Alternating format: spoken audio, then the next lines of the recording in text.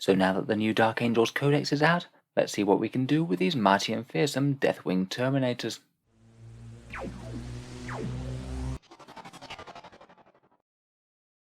Hello and welcome back to Auspex Tactics, where today we're going to focus on the Deathwing Terminators and talk about the different scary combos that we can put together within the Dark Angels Codex.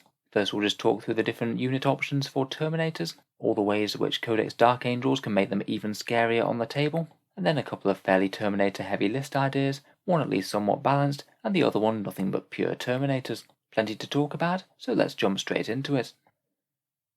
So here we have the main unit options for the fighter units of the Deathwing in Codex Dark Angels. All of these get the Inner Circle special rule, only able to be wounded on a 4+ at all times, which basically in combination with a 2+ save and usually a decent invul, will mean that there are very few weapons in the game efficient at removing them.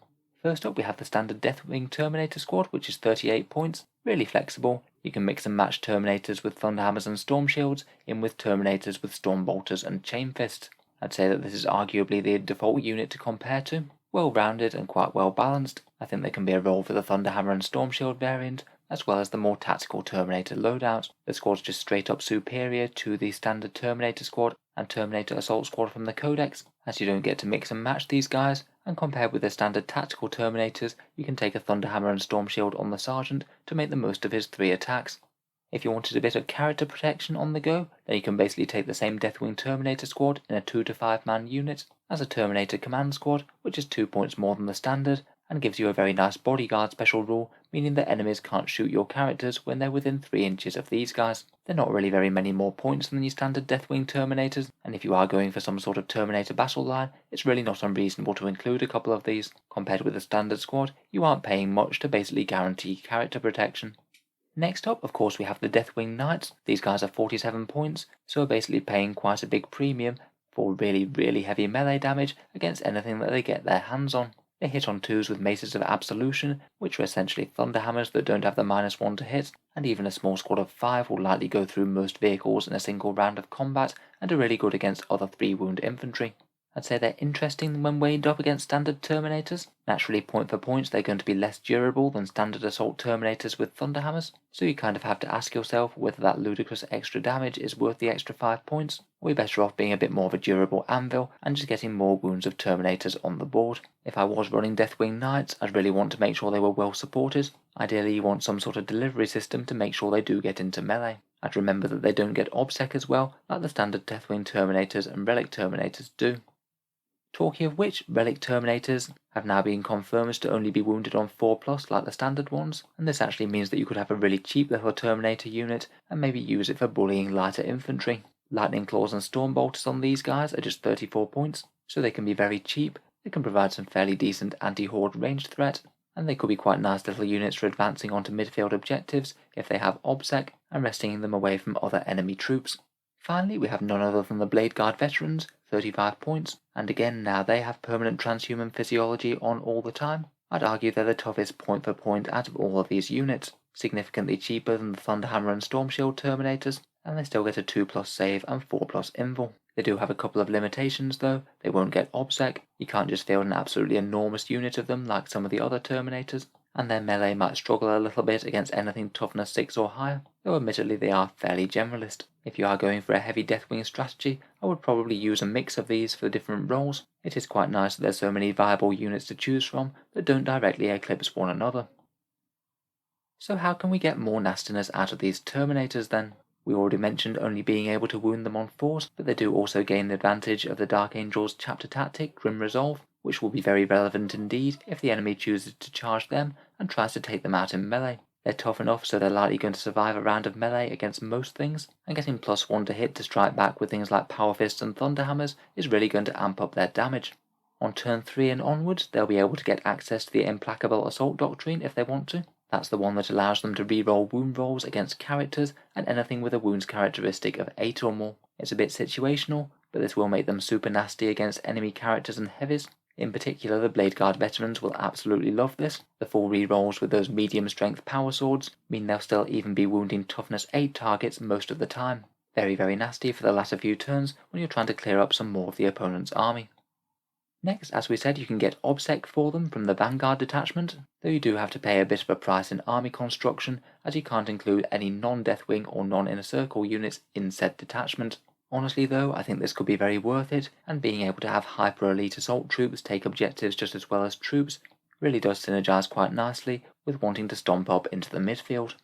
Of course, they get all of that innately, but there's a load of other things in the Dark Angels Codex that you can stack onto them. If you have Ezekiel or another librarian around, you can cast Righteous Repugnance, and this is pretty much the ultimate melee buff, giving them 4 rerolls to hit and 4 rerolls to wound. It's excellent on Power Fists and Thunderhammers, which are generally going to be suffering from the -1 to hit, and again it's absolutely stellar on Blade Guard, who really like 4 rerolls to wound on those power swords. Interromancy is a pretty great discipline, and I'd strongly consider including this one. Otherwise, you've got your standard captains, lieutenants, and strike masters for rerolls, and Belial and Azrael can both give Deathwing units their 4 rerolls as well. They've got a few decent stratagems too. Fury of the First for +1 to hit, either at ranged or in melee. Deathwing Assault for +1 to wound from ranged weapons out of Deep Strike. And the Knights have No Foe Too Great, which does cost 2 command points, but that gives them +1 AP and +1 to wound in melee, provided they're fighting a vehicle or monster. Between the Assault Doctrine and this stratagem, they should be able to kill almost any big nasty when they get to turn 3.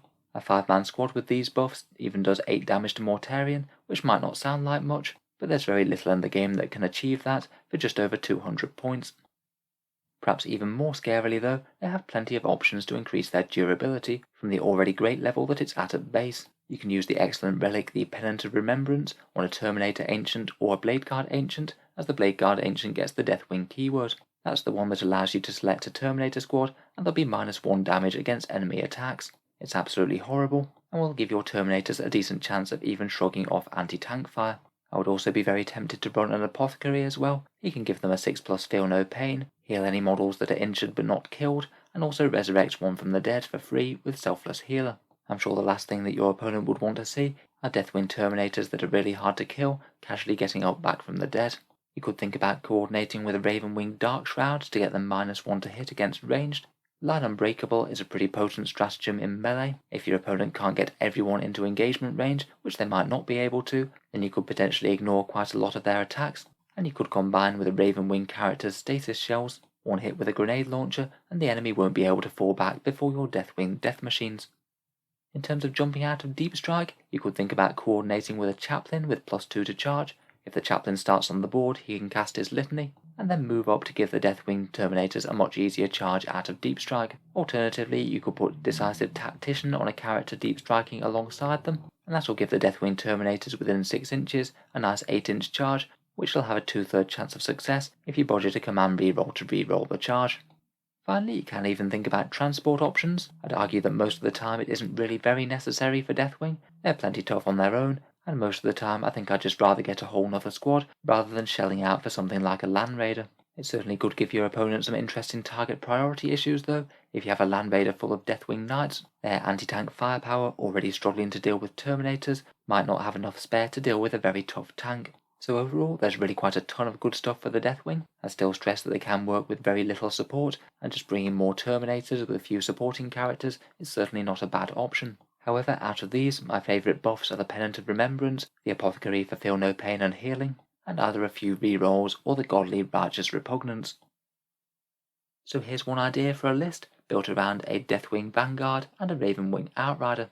The Vanguard is led by Ezekiel, who's taken Righteous Repugnance, Engulfing Fear, and Mindworm. Engulfing Fear can deny Obsec when your Terminators have it, and Mindworm can get them fighting last, which might strongly discourage them from charging your Terminators.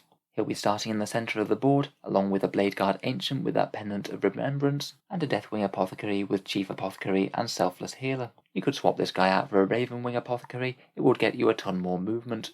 In terms of the actual Terminators, in the centre of the board we have a big block of Deathwing Terminators, all with Thunderhammers and Storm Shields. They'll be getting the Pennant of Remembrance buff, and will heal one from the dead each turn if they do take casualties. We've then just got a very small command squad with 2 Thunderhammer and Storm Shield Terminators. They'll just hang around by the characters and stop them getting shot. Following closely behind them will be a squad of 5 Blade Guard veterans, and if the Thunderhammer and Storm Shield squad gets 2 shot up or even taken down, they'll be ready to step up to the plate, and they can take the buffs from Righteous Repugnance and the Pennant of Remembrance, and give the opponent another very hard to deal with unit. Finally, we've got a couple of cheaper squads of Relic Terminators, or with storm bolters and lightning claws, aside from the sergeant who has a chain fist. These guys could potentially even just sit on home objectives, or advance onto other objectives in the midfield, or even deep strike, depending on exactly what we're playing. They're quite cheap, not quite as potent in melee, but quite good bully units. Supporting them on the other wing of the army, we have a Ravenwing Outrider detachment, led by a Primaris Bike Chaplain, who can make himself into a really nasty buffing character for the Deathwing if he wishes to. He's the Warlord with the Imperium Sword, and he takes the Mace of Absolution relic, which is essentially a power fist that doesn't have the -1 to hit. He's a Master of Sanctity with Exhortation of Rage for +1 to wound in melee if we need it, and Mantra of Strength, turning himself into a mini Smash character for when he inevitably gets stuck in himself. Aside from that, we've got 2 squads of 3 bikes, which could potentially pre-game move if we wanted to do some shenanigans or move blocking, and they also have Obsec for snatching far-flung objectives, and then some heavy anti-tank firepower, 2 units of 3 attack bikes with multi-melters, hopefully getting the first strike on the foe with their decent movement, though they aren't exactly trivial to shift either with their 5+ invuls. Overall, I think a list like this could give a lot of armies quite a lot of problems. The main thrust of the army is really going to take most of the opponent's force to focus it down if they do want to beat it, and at the same time we'll have bikers running around harassing the enemy, and a couple of squads of relic terminators that will be able to do what they please while the enemy deals with the actual threatening units.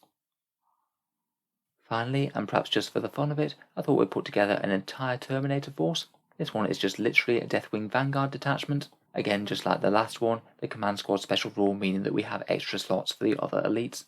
It's led by both Belial and a Deathwing Strike Master for some decent rerolls. Belial would likely start on the board with the main core of Terminators, and the Strike Master is usually going to aim to deep strike alongside the Deathwing Knights and maybe one of the squads of Relic Terminators. He has the Warlord trait for giving them +1 to charge, and with budgeting a command reroll, it gives them a little bit of a better chance to get in. Again, we have a Terminator Ancient with Pennant of Remembrance, and Deathwing Apothecary, who's a Chief Apothecary with Selfless Healer. This time we have 2 pretty enormous Terminator squads heading for the centre of the board. The first one's a big one of 10, it's got 4 Thunderhammers and Storm Shields, 6 with Storm Bolters and Chain Fist, and we also have 2 Cyclone Missile Launchers on top as well, who'll be profiting from Belial's rerolls. We've then got a slightly smaller unit of 8, 2 with Thunderhammers and Storm Shields, and 6 with Storm Bolters and Chain Fist.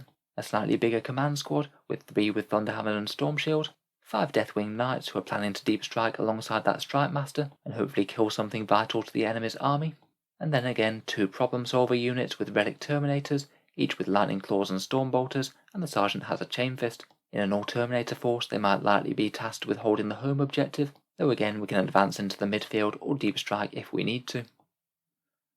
So I hope you've enjoyed a few thoughts on the new Deathwing. I feel it's quite likely that we're going to see some appearing in the competitive scene soon. There's generally going to be a lot of play for a unit that's really hard to kill and also deals decent damage. If you've got any other thoughts about them yourself, whether it's builds that you're particularly looking forward to fielding or ways to beat them on the field of battle, please let us know down in the comments below.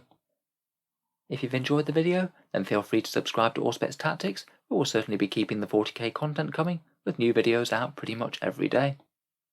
Finally, if you have been enjoying all my videos, I would just like to mention one way to support the channel, which is my Element Games affiliate link, which you can find down in the video description.